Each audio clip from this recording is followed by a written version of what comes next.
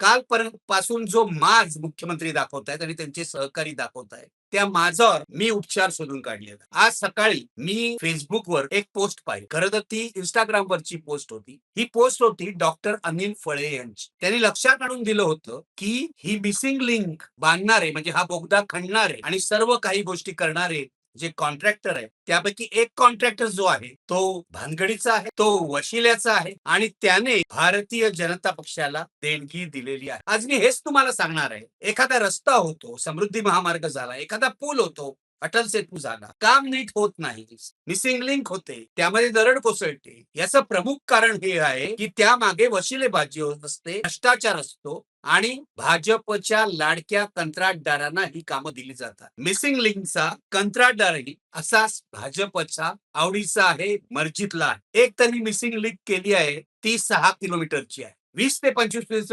वाचतात असं मुख्यमंत्री सांगतात. हे इंटरनॅशनल वंडर आहे असं त्यांनी म्हटलेलं आहे. खरोखरच इंटरनॅशनल वंडर आहे. कारण मी झाला हा बोगदा येतो, बोगदा झाला आणि दरड कोसळली. हे खरंच आंतरराष्ट्रीय आश्चर्यच म्हणायला हवं. 7,000 कोटी खर्च झालेले आहेत यामध्ये. कोण कॉन्ट्रॅक्टर्स आहेत? पहिली कॉन्ट्रॅक्टर कंपनी आहे नवयुग इंजिनिअरिंग कंपनी. ही आंध्र प्रदेश आणि तेलंगणातली प्रसिद्ध कंपनी आहे. त्यांनी या मिसिंग लिंकचा पॅकेज 1 चा भाग केलेला आहे, त्याची अंमलबजावणी केली आहे. आणि दुसरी कंपनी आहे एफकॉन्स इन्फ्रास्ट्रक्चर लिमिटेड. ही शापूरजी पालनजी ग्रुप मधली कंपनी आहे. पण भानगडबाज कंपनी आहे ती नवयुग इंजिनिअरिंग कंपनी आहे. ही कंपनी तेलुगू देसमच्या जवळ होती, चंद्रबाबू नायडूंच्या जवळ होती. म्हणून चंद्रबाबू नायडूंचा पराभव झाल्यावर YSR काँग्रेसने या कंपनीची सगळी कंत्राट रद्द केली होती. आता पुन्हा चंद्रबाबू नायडू सत्तेत आल्यावर ही कंपनी फॉर्म्यात आलेली आहे आणि एका बाजूला चंद्रबाबू नायडू भाजप बरोबर आहे, त्यामुळे भाजप सरकारमध्ये